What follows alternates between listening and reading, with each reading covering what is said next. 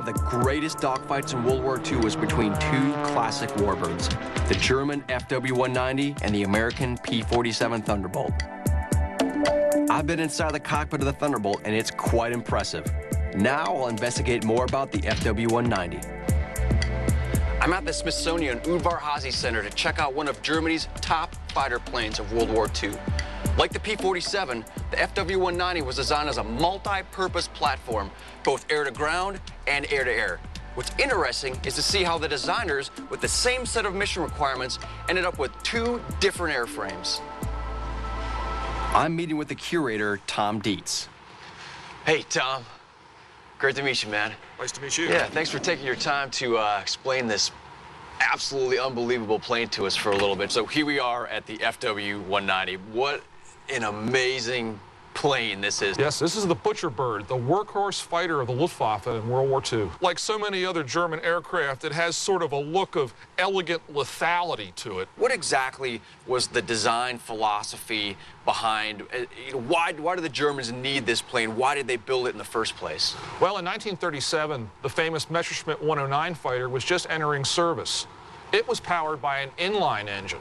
However, the Germans expected to have a new generation of air-cooled radial engines available for fighter aircraft. That engine is the 14-cylinder BMW 801. At the time, a radial engine is a radical choice for a German fighter. European designers in general frown on radials because they have a larger frontal area than inlines, thus creating more drag. But the 190's designer, Kurt Tonk, recognizes the success of the Pratt & Whitney Wasp radials used by the U.S. Navy in their fighters during the late 1930s. Unlike the 109, it used an air-cooled engine, which meant there were no radiators, coolant lines that could be shot out, leading the engine to overheat. So, if you have the air-cooled engine, you're saying that that basically improves the survivability for battle damage and overall combat effectiveness. Yes, also easier to maintain for the ground crews. Always a good thing. So how about performance? Like horsepower, low altitude, high altitude performance. How did this thing actually perform back in World War II? Well, the engine was comparable in horsepower to other liquid-cooled engines, produced about 1,730 horsepower. Some versions with boosts could get the horsepower up to around 2,000 for short periods of time. But since the 190 only weighs around 10,000 pounds fully loaded, almost 2 tons less than an air-to-air combat-loaded Jug, the Butcher Bird can still reach a top speed of over 400 miles per hour. Was it an outstanding performer from the get-go, or did they learn any lessons along the way about its performance? Well, there were some teething troubles. Initially, because the cowling is so tight on the engine to reduce air resistance, they had problems with keeping the engine cool. One of the things that they did, they designed a 12-bladed magnesium cooling fan. You can see it here, back behind the propeller. It turned at about 3 times the rotation rate of the propeller to force air in across the cylinders to keep them cool. This helps delay the 190's introduction from 1939, when it first flies, until August of 1941. But once the 190's teething troubles are ironed out, it's a big-time winner. The Focke Wulf also packs a wallop. The FW-198 carries a pair of column-mounted 13mm machine guns, which are similar to the US 50 cal in hitting power. But in the wings, it mounts a pair of larger and even more destructive 20mm cannons. The cannons are especially useful when the 190 attacks US heavy bombers, which are ruggedly built and usually carry 10 or more 50 cals for defense. But even the mighty B-17 Flying Fortress is no match for a few well-aimed cannon rounds from an FW-190. Obviously, the FW-190 is an extremely formidable package, both technically and as a combat platform. But so is the P-47.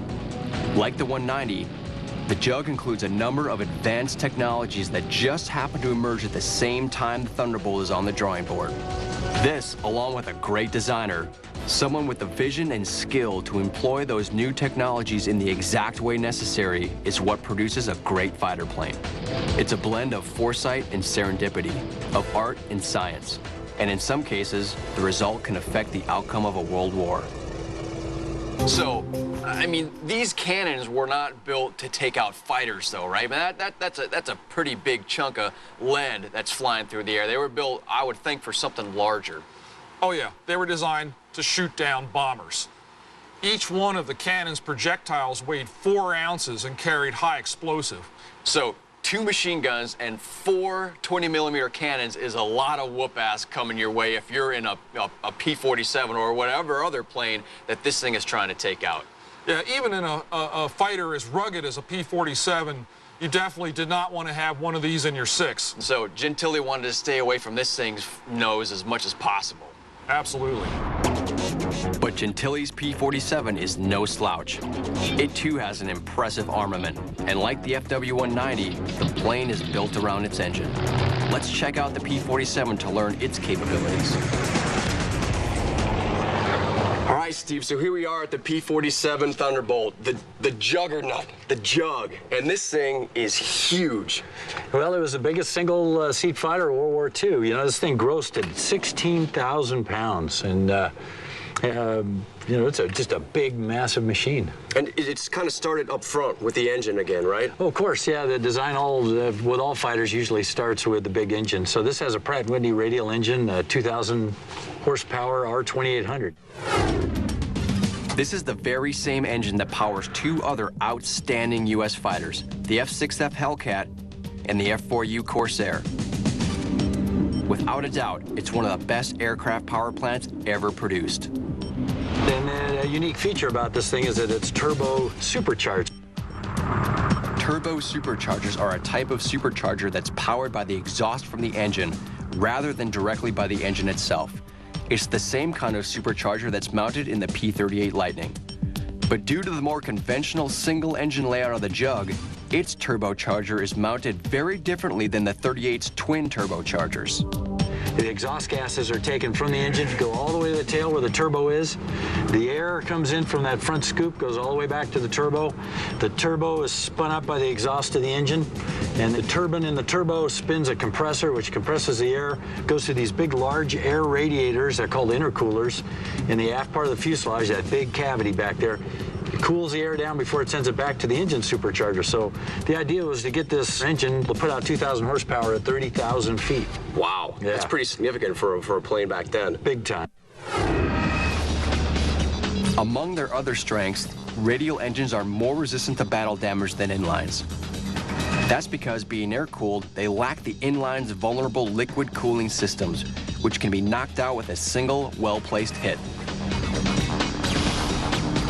This is especially true with the big Thunderbolt, which soon becomes legendary for its ability to absorb massive amounts of battle damage. That's one of the things that really was special about this airplane, too, in the sense it was, you know, a lot of its role was down low strafing. It could take a lot of ground fire and still bring guys back. So it could probably even lose an entire cylinder and still keep operating. Absolutely. It's documented many times that it had several cylinders blown off. I mean, what a great feature for the pilots to be able to lose almost an entire cylinder out of a plane, an engine, and still be able to fly and either get back home or keep doing what they were doing. Exactly right. And it was almost like a big old flying tank. You know, it first started the war. It met the enemy head-on. It met the enemy with their best pilots and the best airplanes. And as the war went on and we developed other airplanes like the P-51, you know, this airplane showed better mission down low. You know, it wasn't as good an escort airplane as some of the other ones, so its mission dropped right back down the deck, and it could do stuff that the other airplanes couldn't. Met them head-on and tore it up. That's exactly right. Besides its big radial engine, the Jug also has some other features that help make it so rugged. It had armor all over the cockpit, big, thick armor plate behind that pilot, bigger than some of the Navy planes you've been seeing. And it had armor around the oil tank, kind of standard. This early airplane had a pointy windshield, so inside the cockpit it had a big, thick bulletproof, or bullet reflective anyway, armor glass there too. So, like most other U.S. fighters, the T-Bolt is also equipped with self-sealing fuel tanks, protecting it from explosions if the tanks are punctured by enemy fire. So the big Jug can take a hard punch and still keep on going, but it can also dish one out. Carried 8 50 caliber machine guns. 8. You can imagine the lead that flies out of that.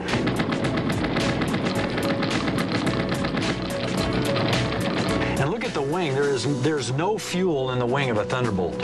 You know, the ammo bays in this thing are 6 feet long. So the entire wing was filled with the rounds for the guns. Well, the entire wing was built to carry the structure of the airplane, but other than carrying the landing gear structure, it's all about carrying the bullets. So focus on the offensive when you're talking about the wing section of the plane. Exactly. Yeah, we were entering a war on a global scale. People don't realize how many airplanes they built. You know, you talk about all the Navy fighters, and all these companies could share information, but they all, you know, were led by a design person, and they come up with their idea of the best fighter could be. Alexander Cardavelli designed this airplane, and it was his best idea of the best fighter, and history proves this really was an effective weapon. Yeah, the Thunderbolt was really the answer to a lot of problems. Can the Thunderbolt solve Don Gentili's problems just as well? Specifically those 2 butcher birds that are saddled up on his 6? So far, I've got to say it looks like the 190 has the edge on the jug, in most of the tactical areas anyway. But what about the pilots? What do they bring to the party? For obvious reasons, that's of special interest to me.